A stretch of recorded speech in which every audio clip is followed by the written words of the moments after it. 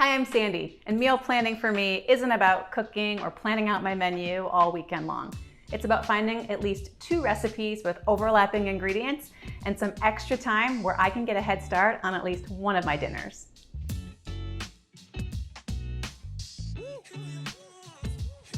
So once or twice a week, we make really easy sheet pan meals, just protein and some vegetables. The trick is just finding protein and vegetables that cook at the same time, which really isn't hard to do.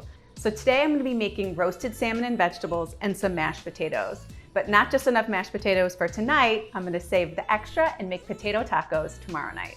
I'm going to start by making my mashed potatoes first. I'm going to make them in the quick cooker, which is such a great hands-off way to make mashed potatoes because you don't have to boil the water and stand over the stove. You just kind of put them in and move on. And then just a cup of water, and that's it. So I love using russet potatoes for mashed potatoes because russets fall apart when you're cooking them anyway, and they have a really high starch content, which helps them whip up and get fluffy when you're mashing them into mashed potatoes. So russets are always a good choice. I'm gonna cook these on custom for about 20 minutes. Okay, there are so many different ways to make salmon. You can make it on the stove top, you can make it in the air fryer, you could make it in the quick cooker. But today I'm cooking it in our stoneware bar pan with some vegetables because I love how it all cooks at the same time and I can just forget it. And I'm pairing it with some zucchini and red onion because I know that'll all cook at the same time. So I've already patted my salmon dry. This is gonna help the seasoning and oil adhere a little bit better.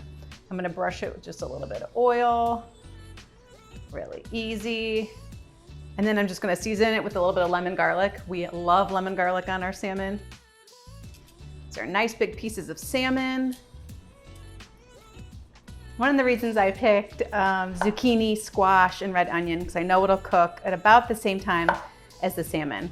But as I cut my zucchini and squash, I'm gonna cut it in a little bit thicker pieces because if I cut it too thin, it's gonna get mushy and cook a little too fast.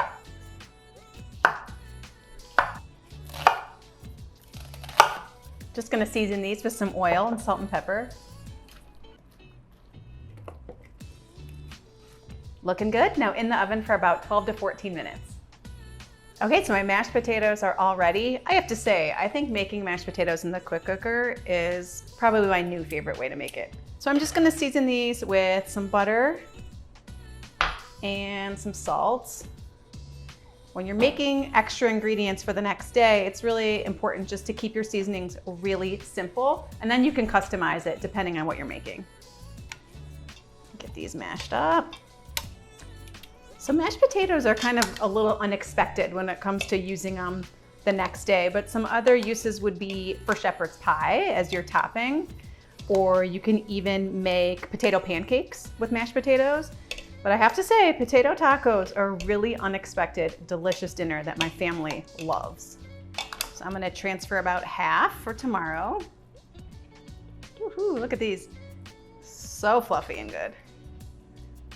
It looks about right. So I'm gonna leave these on the counter uncovered until they come to room temperature before I pop them in the fridge, and they'll last about 3 to 4 days in the refrigerator. Okay, dinner is served. Oh, it looks so good, and that was so easy. And the extra steps that I took tonight, which really didn't even feel like extra steps, are gonna go a long way in giving me a head start tomorrow night.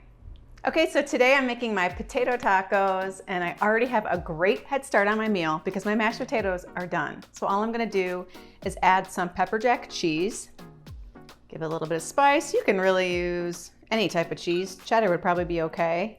And a little bit of garlic powder or garlic rub. Let's get that mixed in. And I'm just gonna pop this in the microwave for about a minute to get it all warmed through and the cheese a little melty. Okay, so let's fill my tacos. I've got my corn tortillas right here. I love corn tortillas in this recipe.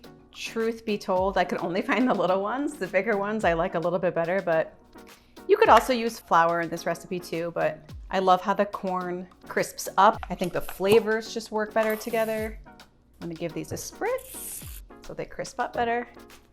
And it's really all about that delicious, creamy, rich texture of the cheesy potatoes and then the crisp shells of the tortillas that make potato tacos so awesome.